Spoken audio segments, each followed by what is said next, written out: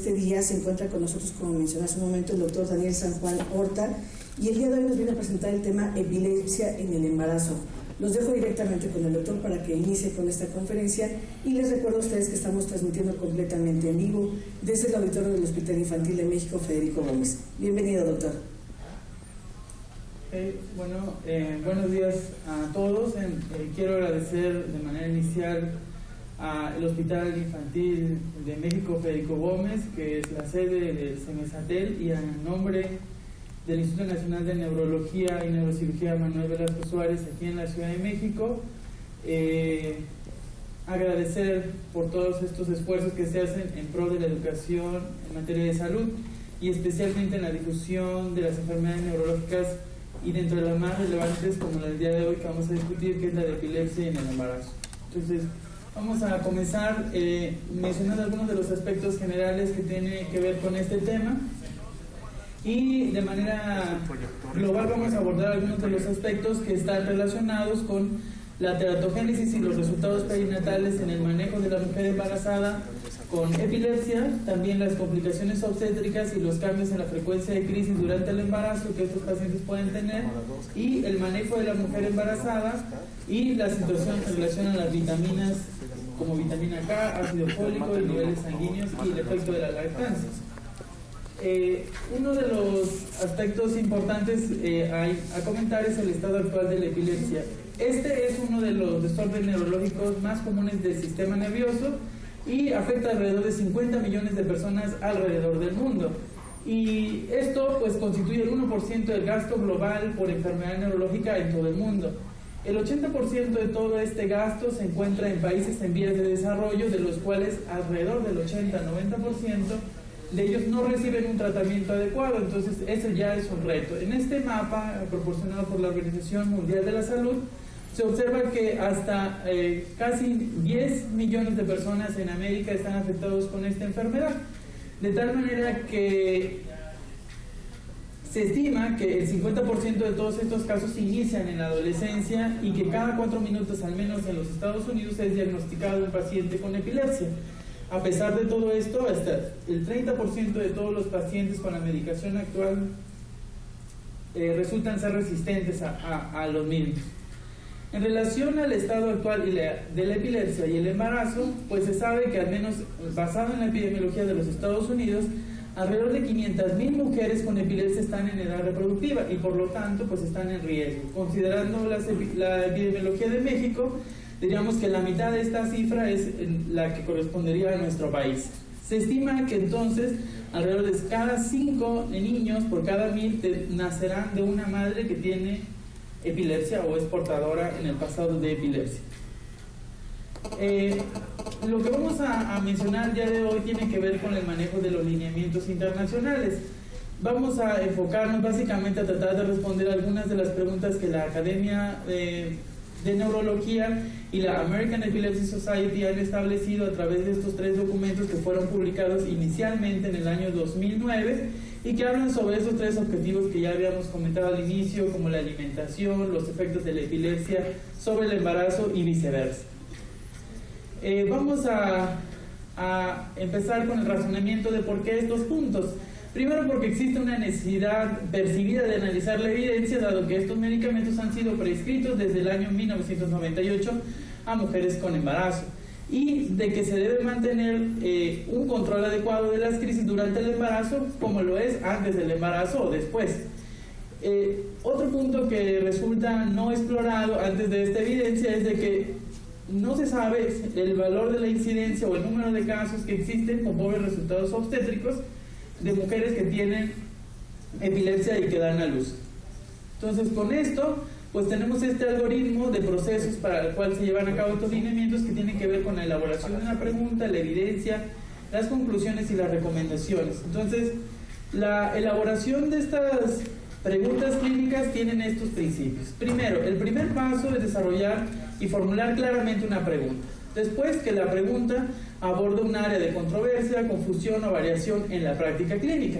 Y al momento de que sean respondidas, estos provengan de información médica confiable y que generen a su vez una mejora en el cuidado médico o el desenlace del paciente. Es decir, son lineamientos dirigidos a profesionales de la salud que tienen a su cuidado este tipo de pacientes.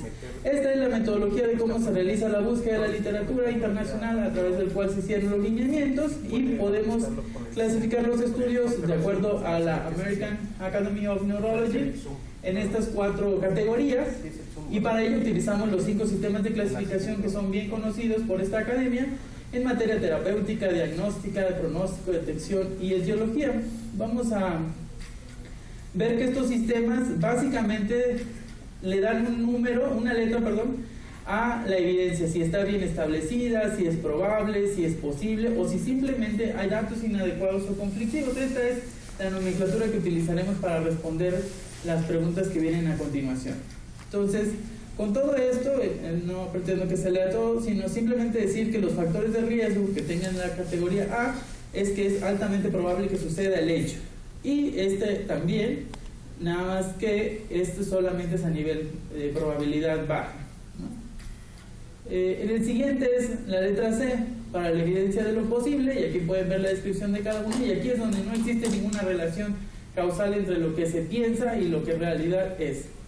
Estas son algunas de las letras que vamos a seguir utilizando y cómo se utilizaron los estudios basados en estas clases. Es como un sistema de clasificación donde se ve cómo la metodología científica se está aplicando para explicar estas preguntas que a continuación vamos a ver. Esta es las fuentes en donde se hizo la búsqueda de la información en este periodo de tiempo para darles un sustento. Las palabras que se buscaron en internet a través de estos expertos, y los expertos básicamente fueron 4 panelistas que revisaron cada uno de los artículos y clasificaron a ellos en estas categorías, y con eso elaboraron un nivel de recomendación que va evaluado en diferentes niveles. Entonces, con esto se obtuvieron 876 resúmenes, 285 artículos que son los que van a darle sustento a las respuestas que yo voy a plantear, y aquí tenemos los criterios de inclusión y de exclusión, que básicamente es en relación a cómo se selecciona la información científica, ¿no?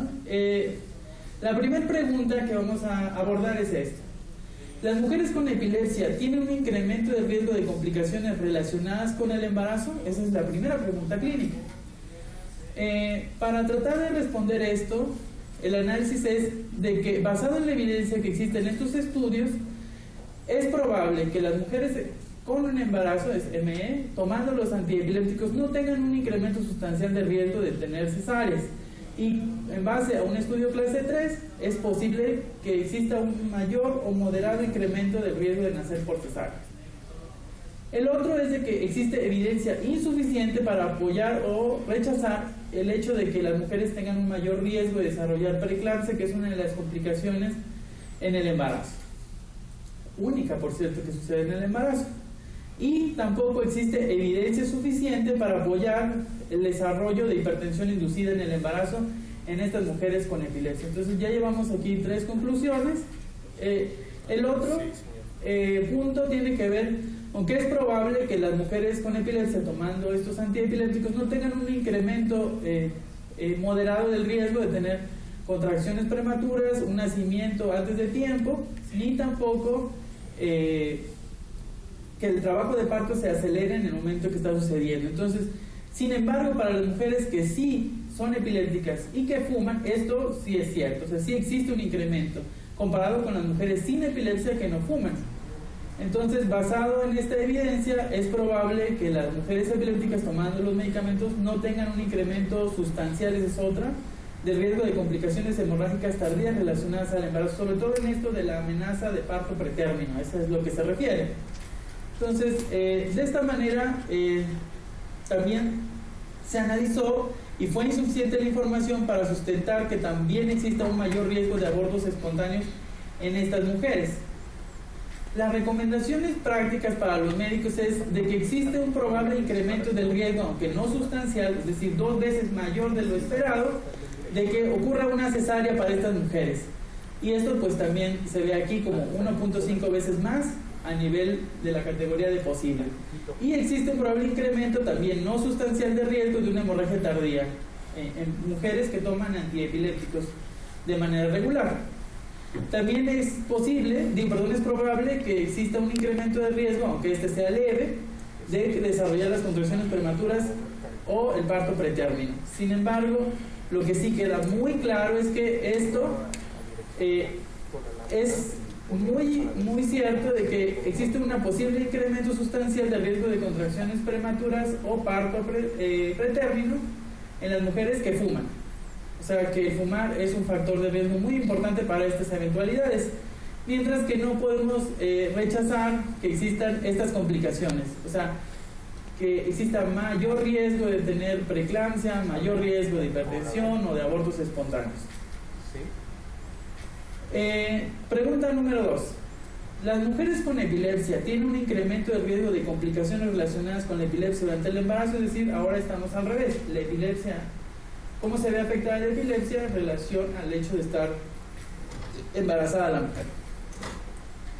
Bueno, existe evidencia insuficiente con todo lo publicado hasta la fecha para decir que ocurren cambios en la frecuencia de las crisis, tampoco para desarrollar una complicación severa como lo es el estado epiléptico.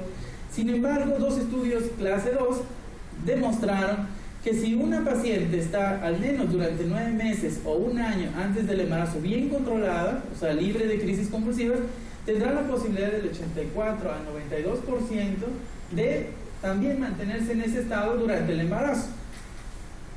Entonces, ¿cuáles son las recomendaciones? Bueno, entonces, si alguien está libre de crisis por al menos 9 meses antes de embarazarse, pues tiene esta posibilidad del 84 al 92% de mantenerse así durante el embarazo, lo cual es bastante bueno. Y no podemos decir ni descartar que aumente o disminuya la frecuencia de crisis, o aún peor, que entre en un estado que ponga en peligro la vida, como lo es el estado epiléptico. Sabemos que una de las cosas más importantes de toda esta conclusión es de que la mayoría de las cosas que se pensaban no son ciertas o no existe evidencia, porque no hubo evidencia de de estas complicaciones obstétricas, y probablemente no exista una diferencia significativa entre estar con epilepsia y estar sin epilepsia o comparado con la población general y el desarrollo de estas complicaciones obstétricas. Y no sugiere que ocurra un empeoramiento tampoco de la epilepsia, ni de su frecuencia, ni tampoco del desarrollo del estado epiléptico. Eso es en el contexto clínico. Pregunta número 3. ¿Los antiepilépticos tomados durante el primer trimestre del embarazo incrementan el riesgo de malformaciones mayores, entendidos aquellos como los que ocasionan una anormalidad o la necesidad de un tratamiento médico, quirúrgico, estético y significativo en el hijo de una mujer epiléptica, comparados con los hijos de una mujer epiléptica también, pero que no consuma los medicamentos? Es decir, la diferencia aquí nada más es que no consumen los medicamentos. Entonces, en esta tabla tenemos la incidencia de malformaciones de 3.228 niños, y podemos ver aquí que los principales sistemas afectados pues es el sistema cardiovascular, el craneofacial, como el que comentaban hace rato, el esquelético y el del sistema nervioso central, y vemos que esta es la lista más frecuente de malformaciones que se puede ver. La respuesta inmediata sería que es probable que sí exista, nada más que esta es con antiepilépticos. Y uno de los ejemplos que simplemente viene en la imagen aquí es el valproato de magnesio. Es decir, el valproato de magnesio es capaz de interferir con el metabolismo de la mitocondria, y con eso se irrumpe todo el metabolismo de cualquier célula que dependa de mitocondrias, lo cual es la mayoría. Entonces, los antiepilépticos tomados durante el primer trimestre probablemente sí incrementen el riesgo de malformaciones en los hijos de estas madres, pero no puede determinarse si el incremento es por todos o solo alguno de ellos, o quién es el responsable. La monoterapia o politerapia, con aquí es el primero que le vamos a poner una etiqueta roja, aunque yo le puse una verde, durante el primer trimestre se incrementa el riesgo de tener este tipo de malformaciones en estos bebés. Entonces no hay que perder de vista el valproato, porque la carbamazepina probablemente no esté relacionado con este aumento del riesgo, lo cual es muy importante para la decisión terapéutica, o sea, cuál es mejor para una mujer en determinado dado. Y no existe evidencia para otros fármacos como la lamotrigina u otro antiepiléptico específico. ¿Por qué? Porque son más nuevos y la evidencia se está creando apenas. Entonces aquí tenemos el riesgo de malformaciones y cada uno de los medicamentos, algunos de los que sí existe información, y vemos que quien tiene el riesgo mayor pues está aquí, como el valproato o ácido valproico o valproato de magnesio, como se le conozca. Y En lo demás, pues está el menor número para el levetiracetam o la lamotrigina, es como un espectro, pero todos pueden ocasionar malformaciones mayores en el producto. Eso es algo que no debe perderse de vista. La recomendación es que, aunque existe evidencia de que tomado los antiepilépticos durante el primer trimestre del embarazo incrementan el riesgo, pues puede que este sea compartido entre todos y por lo tanto no se puede emitir una conclusión, por eso aparece el nivel 1. Pero es posible y debe evitarse en la medida de las posibilidades el uso de valproato de magnesio como parte tanto de monoterapia o politerapia en el primer trimestre del embarazo. Y eso se plantea que puede disminuir el riesgo de complicaciones en la mujer embarazada. Pregunta número 4. Si la exposición a un antiepiléptico específico durante el primer trimestre del embarazo está asociado con un incremento del riesgo de malformaciones mayores comparado a la exposición de otros, estamos buscando el culpable dentro de los culpables, ¿no? el más peor. Entonces, en esta tabla, que está bastante cargada, lo único que quiero resaltar es de que en este estudio, por ejemplo, la carbamazepina estuvo asociada con el desarrollo de espina bífida y de hipospadias, pero también lo es con el valproato de magnesio o con otros fármacos que están en politerapia. En relación a esto, es altamente probable que el ácido valproico en monoterapia durante el primer trimestre contribuya al desarrollo de estas malformaciones, como lo habíamos mencionado, a diferencia cuando se compara con la carbamazepina. Y cuando está en politerapia sucede lo mismo, ¿no? Entonces se recomienda que no se incluya el valproato, ¿no? Porque cuando está en la politerapia solo o acompañado, pues ocasiona el incremento del riesgo. Y esto también es cierto cuando se compara con la fenitoína o con la lamotrigina. Por eso decía, no hay que perder de vista eso. Y otra vez aquí tenemos otra mitocondria, ahora en donde el valproato está trastornando el ciclo de las ureas y de esa manera puede también generar toxicidad. La recomendación es para reducir el riesgo de malformaciones mayores, el uso de valproato durante el primer trimestre deberá ser evitado y si es posible utilizar carbamazepina, fenitoína o lamotrigina, pero no olvidar que también pueden tener anormalidades. Y también esto debe ser aplicado si está en politerapia. Hay que sacarlo de ahí. La pregunta número 5 es si hay un riesgo mayor de malformaciones mayores para los antiepilépticos en politerapia comparado con los que están en monoterapia en el primer trimestre del embarazo. La respuesta a estas alturas es de que sí, ¿no? Por eso la conclusión y la recomendación es que para disminuir el riesgo pues se prefiere la monoterapia comparada con la politerapia. Eso no solamente aplica eso, sino para otros principios de la epilepsia, donde el manejo de politerapia siempre resulta en mayores efectos adversos. La otra es, ¿existe una relación entre la dosis de los antiepilépticos y el riesgo de estas malformaciones en estos hijos de estas madres con epilepsia? La respuesta también es sí, porque por ejemplo en esta tabla donde vemos que en esta línea está la dosis de valproato, pues entre mayor sea la dosis, mayor es el número de hijos de madres con epilepsia que desarrollan las malformaciones comparado con aquellas que no lo desarrollaron. Y si ven la curva es bastante clara sin necesidad de ver valores numéricos adicionales, y esta es otra forma de ver cómo los diferentes fármacos a diferentes dosis, entre mayor sea, pues mayor existe el riesgo de malformaciones mayores. La conclusión es de que existe una relación probable entre la dosis de estos fármacos que son los más evaluados y el riesgo de desarrollar malformaciones. Y la recomendación es limitar la dosis en la medida de lo posible, porque no siempre es posible limitar la dosis y uno no quiere cambiar los medicamentos y sus dosis durante el embarazo.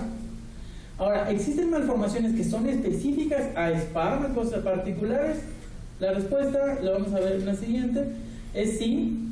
Y aquí tenemos la lista otra vez de malformaciones que habíamos visto hace ratito, que es la espina bífida y lipospadias, y de manera resumida vamos a poner aquí una tabla. Vemos que, por ejemplo, el fenobarbital está asociado a principalmente malformaciones cardíacas. Entonces, esta es solamente una de las evidencias que nos permite llegar a la conclusión de que la exposición de estos fármacos, fenitoína y carbamazepina, contribuyen al riesgo de paladar hendido. El valproato de magnesio al desarrollo de defectos del tubo neural y las hendiduras faciales y posiblemente las hipospadias. El fenobarbital, como dijimos hace rato en ese estudio individual, a malformaciones cardíacas. Entonces lo que estamos viendo es una lista de cosas que nos dicen sí, hay fármacos que predisponen a un riesgo específico. Y por lo tanto aquí tenemos otra vez la recomendación de evitar el uso de valproato y en la medida de lo posible estos cuando existan algunos otros factores que predispongan a estas malformaciones específicas, sobre todo si ya hay carga genética en la familia, ¿no?, que haga que el riesgo incremente aún más. Y otra de las preguntas tiene que ver con que si se encuentran reducidas las funciones cognitivas de los niños de madres con epilepsia que no estuvieron expuestos a los antiepilépticos en útero. Ahora es una función adicional. Entonces, la respuesta es de que no, es probable que mientras no tomen los antiepilépticos no exista ningún efecto en la cognición de los niños. Entonces, la recomendación es de que se puede decir que mientras no tomen antiepilépticos, aunque ella sea epiléptica, pues no existe este riesgo de complicación. Ahora la pregunta es si los están tomando. O sea, si están tomando los antiepilépticos, si existe, la respuesta ahora es sí. Y aquí tenemos una lista en inglés de todas estas valoraciones que se hacen donde sí existe un efecto. No las vamos a detallar por cuestiones de tiempo, pero vamos a ir a la conclusión de que tienen, no hay evidencia suficiente para determinar si los niños en general tienen un riesgo mayor que reduzca la cognición, pero es probable que la carbamazepina no afecte la función cognitiva de estos niños. Y probablemente el que sí está asociado con esto es el ácido valproico, que está relacionado con un pobre resultado cognitivo comparado con aquellos niños que no estuvieron expuestos en la gestación al valproato, por eso hay que volver a ponerlo en rojo. Y posiblemente la fenitoína también lo está, y esto está apoyado por estos estudios, ¿no? También el fenobarbital vuelve a salir a la luz, ¿no? Y con eso las recomendaciones es hay que evitar el valproato de magnesio, fenitoína o fenobarbital durante el embarazo si es posible, y con esto se espera que se reduzca el riesgo de que tengan los niños un pobre desempeño cognitivo durante la vida inicial. Y la pregunta número 10 es que si la exposición a politerapia incrementa el riesgo del pobre desempeño comparado con la monoterapia. La respuesta más evidente es que sí, por lo que habíamos comentado. Entonces se debe recomendar la monoterapia en lugar de la politerapia, ¿no?, para reducir el riesgo de este pobre desempeño cognitivo. Y una de las últimas preguntas tiene que ver con la exposición a un antiepiléptico. ¿Está asociado a un pobre desempeño cognitivo comparado con otros? Volvemos a lo mismo, es decir, si el valproato es peor comparado a los expuestos a carbamazepina o los expuestos a fenitoína, por lo tanto es que se debe evitar el valproato de magnesio y considerarse la carbamazepina o la fenitoína para disminuir el riesgo de un pobre funcionamiento cognitivo, es decir, elegir el menos mal, ¿no?, en estas dos situaciones. La pregunta número 12 es si existe un incremento del riesgo de peso bajo al nacer para la edad gestacional en neonatos nacidos de madres con epilepsia, es decir, ahora ya las complicaciones al nacimiento de los bebés. La respuesta es de que sí existe un incremento del riesgo bajo peso, y que cuando uno los pediatras o los ginecólogos estratifiquen el riesgo, debe establecerse de que tiene esta posibilidad, y que también se considere dentro del diagnóstico diferencial de los niños de bajo peso al nacer que tengan esta situación. Y la última es si existe un incremento del riesgo de muerte perinatal en los neonatos nacidos de madres con epilepsia. Esta es una situación importante para saber si existe un aumento de la morbilidad y mortalidad, sobre todo mortalidad. Lo que nosotros podemos llegar a concluir es de que no hay un riesgo significativamente mayor de muerte perinatal en los recién nacidos que nacen de madres con epilepsia. La recomendación pues es de que otra vez cuando se le dé la estratificación se debe reflejar y orientar a la madre de que no existe un riesgo mayor de que tenga una muerte prematura o una muerte neonatal por el hecho de estar con epilepsia o estar con tratamientos antiepilépticos. Entonces creo que sí, eso es una orientación importante que reduce la ansiedad y mejora las prácticas clínicas de los médicos para decidir cómo orientar mejor a su paciente. La siguiente es si las puntuaciones de Apgar son más bajas en los recién nacidos con madres con epilepsia.